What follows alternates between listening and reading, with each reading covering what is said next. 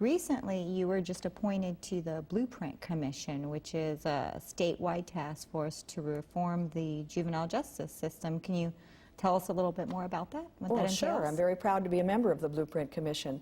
It was created about 2 years ago by Governor Charlie Crist, and we were assigned the task of going around the state. We had 7 or 8 statewide hearings where the public spoke, and we heard from experts who were brought in, frankly, from all over the country in areas of juvenile justice reform, prevention, drug education, just kind of the state-of-the-art things in juvenile justice.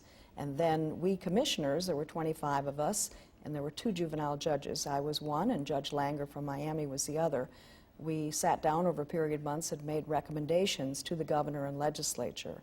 And I'm very proud to say one of those recommendations, some changes to our zero tolerance laws in school, was implemented this year. And because of that, we're going to see fewer arrests for minor incidents of kids in school. And that's going to help a lot, because to have an arrest record is not a good thing. It's a public document. Right. And it may prevent kids from getting a loan, a scholarship, a job. So we're very proud of that accomplishment. Now, you mentioned drug education, so there is a drug prevention component that you've recommended? Right. The recommendations we made, which are statewide, is that the emphasis be put on prevention in all areas. Prevention as far as gangs are concerned, guns are concerned, and certainly drugs. That education, begin in the schools and begin in the community and be given frequently, often. And also that kids who do enter the juvenile justice system because of an arrest, for example, for marijuana, often that's their first contact with juvenile justice. So we're trying to prevent the arrest, but to put services in place. And those services would certainly include intense drug education, so there wouldn't be another incident. That was our goal, and frankly, in Pinellas County, we just started 3 months ago an arrest avoidance project. And within 3 months, we have about 200 kids that we've spared an arrest record, but they're getting services such as drug education, individual and family counseling. That's wonderful. So that would be, my next question was best approaches to drug prevention and your thoughts on some of the best approaches. So that would definitely be one of them. Do you have any other approaches that Well, you would once recommend? they reach the juvenile justice system, we have a very good, here in Pinellas County, very good juvenile drug court, and that is very effective too. So I think just handling it in all kinds of ways, whether they're, you do it hopefully before even arrest through education, but with an arrest or when they're brought into court through this intensive services like a juvenile drug court, frequent random urine screens. And I also believe in rewards for kids. I think kids who have had a problem and who have clean urine screens and pass a drug program successfully, really should be rewarded, and the community should really step in and figure it out, whether it's going to be movie passes or, a special trip or something. Because so many of these kids have so few things in life that are really happy and positive.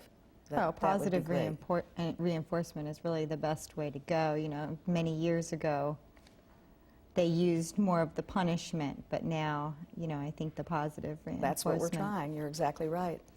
As far as family court and delinquency court,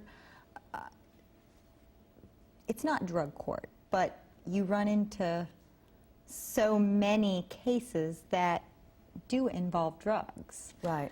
How do you feel that the court professionals and the judges are trained? Are they trained adequately on the drug issues, do you feel? Yes, I think the judges receive very good training at our judicial conferences. We have 1 or 2 a year, and the last couple of years we've had very large sessions in drug education, a plenary session for 3 hours where we were taught all about different kinds of drugs and the effects and prevention and different means of treatment, lengths of time of treatment, things like that. I think the judges are educated quite well, and the personnel in our drug courts certainly have a lot of good experience and have worked elsewhere in the drug field, before they come to court. I'm not sure if you're aware of this, but in 2010, Florida may potentially have a ballot initiative to legalize marijuana as a so-called medicine. Now, if that were to happen, do you feel there could be an increase in marijuana-related cases that come in that have a direct correlation to drug use in your court? Well, because of my position, I can't speak to the merits of the ballot initiative. But from what I see as a juvenile judge over the last 7 years, I wouldn't like to see anything that increased the use of marijuana among kids or the parents who are supposed to be responsible for taking care of kids. And I feel that if legalization did lead to more accessible marijuana, the cases in our child protection court and in juvenile delinquency would increase, because I think marijuana would be more accessible to both the parents and the kids. I think one thing I learned that I didn't know before I took this job 7 years ago was that the kids using marijuana is not done as a happy party time, let's all get together and have a great time. In very, very many cases, these kids have mental illness problems, they're depressed, they need counseling, individual counseling, family counseling. They've experienced very serious developmental trauma through their lives, and they're using marijuana to medicate, to relieve stress, to relieve depression. And I certainly wouldn't want to see any more than there is now use of that. I agree, and I thank you for being here, and thank you for all that you do. Well, thank you. It's been very interesting talking to you. And I thank you for watching. This is Lana Beck with Drug Free America Foundation.